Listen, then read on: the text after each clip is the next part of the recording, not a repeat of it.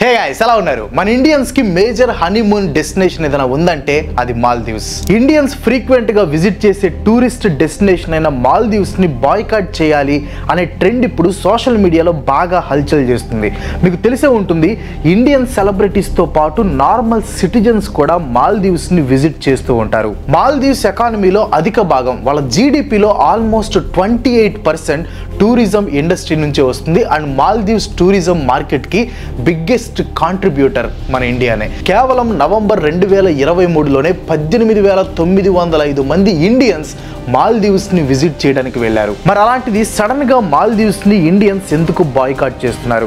దాదాపు మాల్దీవ్స్ లో బుక్ చేసిన 8,000 హోటల్ బుకింగ్స్ ని, మాల్దీవ్స్ కి బుక్ చేసుకున్న 2,500 ఫ్లైట్ టికెట్స్ ని ఇండియన్స్ ఎందుకు క్యాన్సిల్ చేశారు? అసలు ఇండియాకి మాల్దీవ్స్ కి మధ్యలో ఏం జరుగుతుంది? ఈ రెండు దేశాల మధ్య జరుగుతున్న ఇష్యూలో చైనా పాత్ర ఏంటి? వీటన్నిటికీ సమాధానాలు ఈ రోజు వీడియోలో మనం తెలుసుకుందాం.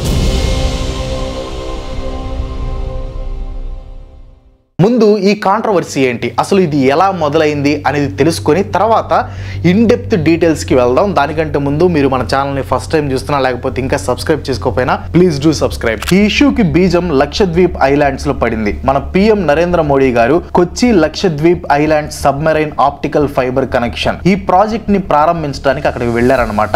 ఇలా వెళ్ళినప్పుడు ఆయన లక్షద్వీప్ బీచెస్ లో నడుస్తూ ఆ బ్యూటిఫుల్ బీచ్ ని ఎంజాయ్ చేశారు. అక్కడ బీచ్ వ్యూస్ ని ఎంజాయ్ చేస్తూ నార్మల్గా కొన్ని ఫొటోస్ కూడా దిగారనమాట. అంతేకాకుండా చాలా నార్మల్గా ఆ ఫొటోస్ని సోషల్ మీడియాలో అప్లోడ్ చేసి లక్షద్వీప్ అందాలని పొగుడుతూ ఒక ట్వీట్ కూడా పెట్టారు. నరేంద్ర మోడీ గారు ఆ ట్వీట్లో లక్షద్వీప్ని విజిట్ చేయటం తనకు ఒక సంతోషకరమైన అనుభవం అని మాత్రమే చెప్పారు. అంతే, ఇంకేం మెన్షన్ చేయలేదు. మనం కూడా ఏదైనా ప్లేస్కి వెళ్ళినప్పుడు అది బాగా నచ్చింది అనుకోండి, ఒక ఫోటో తీసి ఆ ప్లేస్ని పొగుడుతూ సోషల్ మీడియాలో పోస్టులు పెడతాం. అయితే మనోళ్ళు కుదురుగా ఉంటారు కదా, ఆ ఫొటోస్ కింద ట్వీట్స్ పెట్టడం మొదలు పెట్టారు. ఆ ట్వీట్స్ కూడా ఏం తప్పుగా పెట్టలేదు. లక్షద్వీప్ లాంటి అందమైన టూరిస్ట్ స్పాట్ ఉన్నప్పుడు మాల్దీవ్స్ కి వెళ్ళటం ఎందుకు అని పెట్టారు. ప్లస్ లక్షద్వీప్ లో టూరిజం ని ఎంకరేజ్ చేస్తున్నందుకు మోడీ గారిని పొగిడారు కూడా. ఇంతే, ఇంతకంటే ఎక్కువ ఏం పెట్టలేదు. అందులో మీకు తప్పేమని కనిపించిందా? ఇక్కడ హైలైట్ చేయాల్సిన విషయం ఏంటంటే, మోడీ గారు కానీ వేరే ఏ ఇతర ఇండియన్ అఫీషియల్స్ కానీ మాల్దీవ్స్ గురించి రీసెంట్ ట్వీట్స్ లో కానీ పోస్ట్ లో కానీ ఎక్కడా మెన్షన్ చేయలేదు. Just normal Indian citizens Modi గారి ఫొటోస్ కి రియాక్ట్ అయ్యి మాల్దీవ్స్ కంటే లక్షద్వీప్ బెటర్ అని అన్నారు. దీంట్లో తప్పేం లేదు. మన దేశంలో ఉన్న ఒక మంచి టూరిస్ట్ స్పాట్ ని పొగట్టడం తప్పు కాదు. కానీ మాల్దీవ్స్ గవర్నమెంట్ లోని కొంతమంది డిప్యూటీ మినిస్టర్స్ మాత్రం ఈ పొగడ్తలని ఈజీగా తీసుకోలేదు. ముందుగా జహీద్ రమీజ్ అనే డిప్యూటీ మినిస్టర్ ఇండియాని ఇంకా లక్షద్వీప్ ని కించపరిచేలా ట్వీట్స్ చేశాడు. మాల్దీవ్స్ ఆఫర్ చేసిన సర్వీస్ ఆఫర్ చేయటం ఇండియా వల్ల అవ్వదని, మన దగ్గర రూమ్స్ లో పర్మనెంట్ గా ఉండే స్మెల్లే మన డౌన్ ఫాల్ కి కారణమవుతుందని జహీద్ రమీజ్ హేళన చేశాడు. ఇంకా నెక్స్ట్ ఇంకో డిప్యూటీ మినిస్టర్ అయిన అబ్దుల్లా మహజూమ్ మజీద్ మాల్దీవ్స్ ని టార్గెట్ చేయటం ఇండియాకి కరెక్ట్ కాదని, ఇండియాలో బీచ్ టూరిజం మాల్దీవ్స్ కి ఏ మాత్రం పోటీ రాదంటూ ఇండియాని తక్కువ చేసే ట్వీట్లు పెట్టాడు. ఇంకా ఫైనల్ గా Maldives deputy minister of youth empowerment అయిన మరియం షునా అయితే ఏకంగా మోడీ గారిని తిట్టేసింది. ఒక దేశానికి ప్రధానమంత్రి అనే కనీస గౌరవం లేకుండా India's clown, puppet of Israel అంటూ మోడీ గారి పైన అవమానకరమైన వ్యాఖ్యలు చేసింది. ఇంకా మనోళ్ళు ఊరుకుంటారా చెప్పండి? మనోళ్ళ సంగతి తెలిసిందే కదా, సరదాకే నెత్తి పగలు కొట్టేవాళ్ళు. మన పిఎం ని జోకర్ అని తిడితే ఊరుకుంటారా? మాల్దీవ్స్ మీద బాయ్కాట్ స్టార్ట్ చేశారు. ట్విట్టర్లో కౌంటర్లు ప్లస్ ఈ బాయ్కాట్ ట్రెండ్ తో మాల్దీవ్స్ గవర్నమెంట్ కి దిమ్మ తిరిగి మైండ్ బ్లాక్ అయిపోయింది. మాల్దీవ్స్ క్యాపిటల్ అయిన మేల్లో ఉన్న ఇండియన్ హై కమిషన్ ఈ ఇష్యూ మీద సీరియస్ గా రియాక్ట్ అయ్యి ఈ ఇష్యూని Maldives ministry of foreign affairs దగ్గరికి తీసుకుని వెళ్ళింది. ఇండియా మీద మోడీ గారి మీద కామెంట్స్ చేసిన ముగ్గురు డిప్యూటీ మినిస్టర్స్ ని మాల్దీవ్స్ గవర్నమెంట్ సస్పెండ్ చేసింది. సో ఇది మ్యాటర్. ఇదంతా చూస్తే ఎవరో ముగ్గురు మతిలేని మాల్దీవ్స్ మినిస్టర్స్ నోటి దోల అనిపించవచ్చు. కానీ ఇన్ డెప్త్ గా వెళ్తే దీని వెనక ఉన్న చాలా విషయాలు బయటపడతాయి. ఇన్ డెప్త్ గా వెళ్ళాలంటే ముందు ఇండియాకి మాల్దీవ్స్ కి ఉన్న రిలేషన్ గురించి మనం తెలుసుకోవాలి. గైస్, వీడియో కంటిన్యూ చేసే ముందు ఎక్కడికి ట్రావెల్ చేయాలన్నా బడ్జెట్ అనేది చాలా ఇంపార్టెంట్. ఒక పద్ధతి ప్లానింగ్ లేకుండా వెళ్ళామంటే డబ్బులు చాలా ఖర్చు అవుతాయి. మంచిగా ప్లాన్ చేసుకొని ఎక్కడికైనా బడ్జెట్లో ఎలా వెళ్ళాలో తెలుసుకోవడానికి మీకు మంచి ఆడియో బుక్ని సజెస్ట్ చేస్తాను. దాని పేరే బడ్జెట్ ట్రావెలింగ్. ఈ ఆడియో బుక్ మీకు కూకు ఎఫ్ఎం అనే యాప్లో దొరుకుతుంది అనమాట. ఇది ఆడియో బుక్ ప్లాట్ఫామ్. ఇక్కడ మనం బుక్స్ని వినొచ్చు. దీంట్లో డిఫరెంట్ జానర్స్ అండ్ కేటగిరీస్కి సంబంధించిన బుక్స్ ఉంటాయి. మీ మూడ్ని బట్టి మీరు బుక్ అనేది చూస్ చేసుకోవచ్చు అనమాట. దీనిలో డిఫరెంట్ ఫీచర్స్ ఉంటాయి, like audio speed, audio quality and notification, ఇలా చాలా డిఫరెంట్ కైండ్ ఆఫ్ ఫీచర్స్ కూడా ఉంటాయి. బట్ ఏంటంటే దీంట్లో రీజనల్ లాంగ్వేజెస్లో మనం బుక్స్ని వినొచ్చు. అంటే మన తెలుగు లాంగ్వేజ్లో కూడా మనం ఈ బుక్స్ని వినొచ్చు అనమాట. వీళ్ళు ప్రతి నెల 20కి పైగా కొత్త బుక్స్ని యాడ్ చేస్తూ ఉంటారు.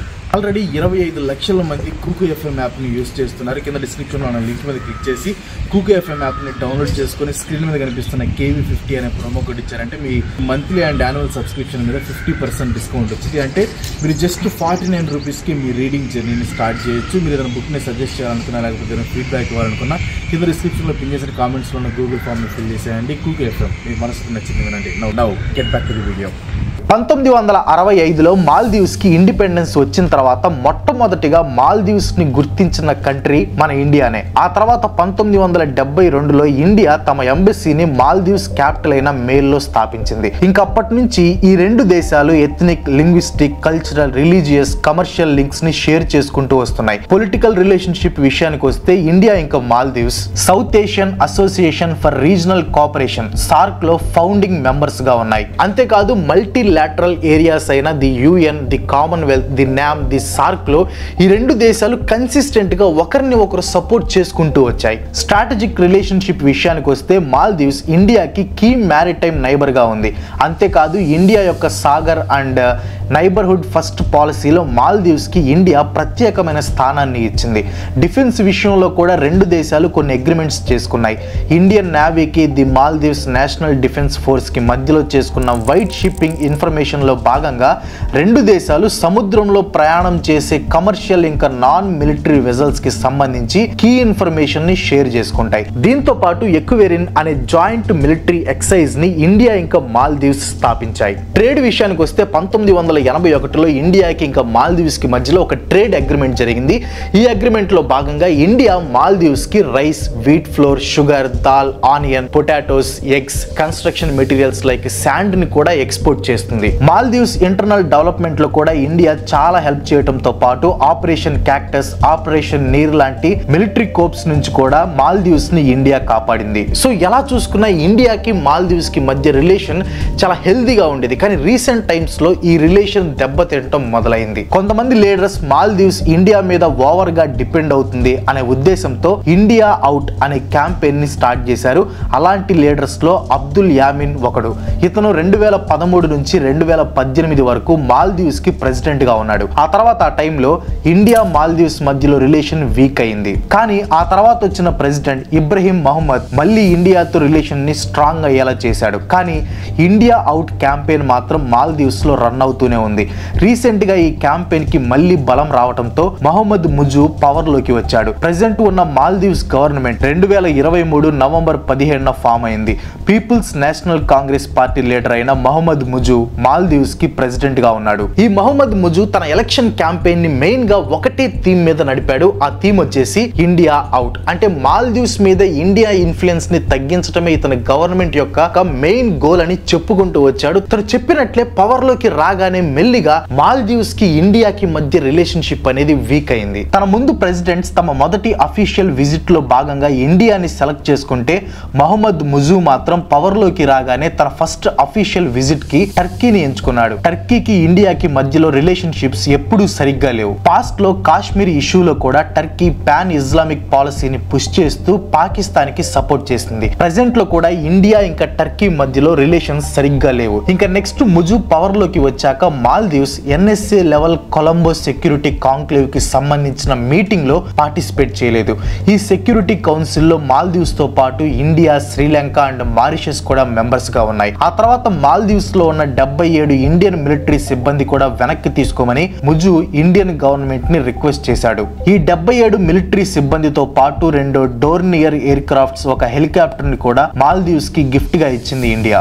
సడన్ గా ఏదైనా ప్రమాదం వస్తే మాల్దీవ్స్ ప్రజల్ని కాపాడటం కోసం ఇండియా ఇవన్నీ చేసింది. కానీ ముంచు మొహం వేసుకున్న ముజు మాత్రం ఇవన్నీ తమకి అవసరం లేదని చెప్పి మిలిటరీని వెనక్కి పంపేశాడు. అన్నిటికంటే ముఖ్యంగా మాల్దీవ్స్ ఇండియా మధ్యలో ఉన్న హైడ్రోగ్రఫిక్ కోఆపరేషన్ కోఆపరేషన్ అగ్రిమెంట్ ని రీన్యూ చేయకూడదు అని మాల్దీవ్స్ డిసైడ్ అయ్యింది. ఈ హైడ్రోగ్రఫిక్ కోఆపరేషన్ అనేది ఒక సర్వే లాంటిది. ఈ అగ్రిమెంట్ చేసుకున్న దేశాలు సోనార్ టెక్నాలజీని యూజ్ చేసి వాటర్ డెప్త్ ని మ్యాప్ అవుట్ చేయటం, సీ ఫ్లోర్ షేప్ ని కనుక్కోవటం, సముద్రంలో ట్రాన్స్పోర్ట్ కి అడ్డం వచ్చే అబ్స్ట్రక్షన్స్ యొక్క లొకేషన్స్ ని కనుక్కోవటం చేస్తూ ఉంటారు. సింపుల్ గా చెప్పాలంటే ఈ హైడ్రోగ్రఫిక్ కోఆపరేషన్ అగ్రిమెంట్ తో సముద్రంలో ట్రాన్స్పోర్ట్ ని సేఫ్ గా ఉండేలా చూస్తారు.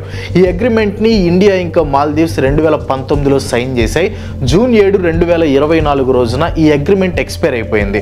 నార్మల్ గా అయితే ఈ అగ్రిమెంట్ ని రీన్యూ చేసుకోవాలి, కానీ ముజు మాత్రం రీన్యూ చేయాలి అనుకోవట్లేదు. సో బేసిక్ గా హెల్ప్ చేద్దాం అనుకుంటున్న ఇండియాని యామీన్, మహమ్మద్ ముజు లాంటి leaders get out of my country అంటున్నారు. దీనికి వాళ్ళు చెప్పే కారణం మాల్దీవ్స్ ఇండియా మీద ఓవర్ గా డిపెండ్ అవుతుంది అని. బట్ దానికి అసలు కారణం ఏంటో గెస్ చేయండి.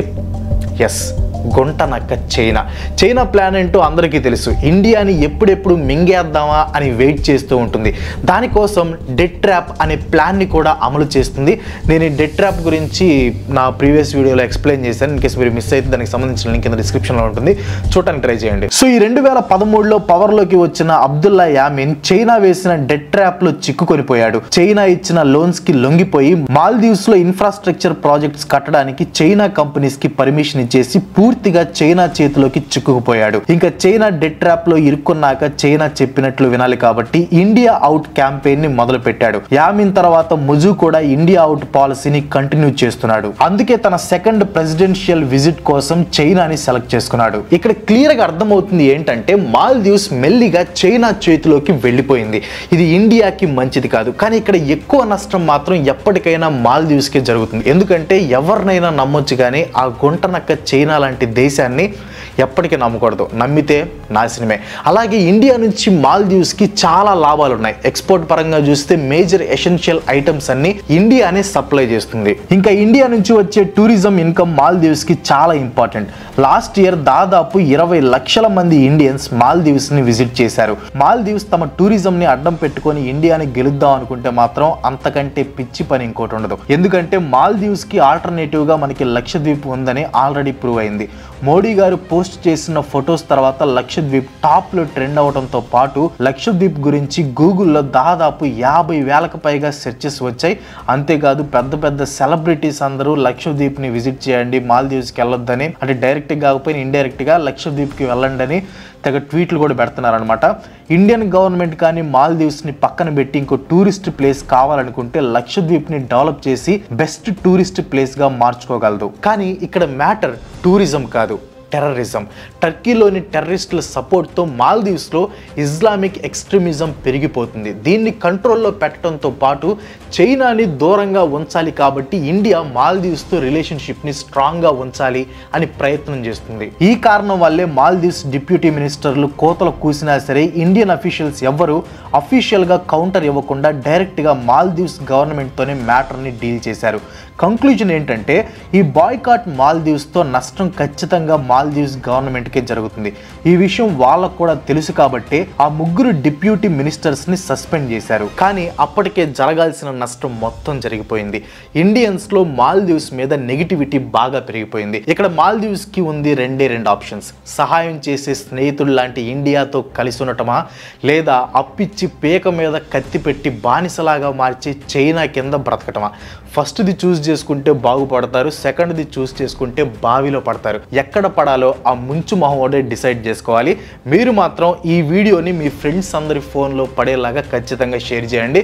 That's all for today. ఈ వీడియో మీకు ఎలా అనిపించిందో కింద కామెంట్లో చెప్పండి. అండ్ వీడియో నచ్చితే లైక్ చేయండి, షేర్ చేయండి. నెక్స్ట్ వీడియో మిస్ కావాలనుకుంటే మన ఛానల్కి తప్పకుండా సబ్స్క్రైబ్ అవ్వండి. ఇంకో మంచి చిత్రంతో మళ్ళీ కలుసుకుందాం. అందరికి సెలవు. Bye bye.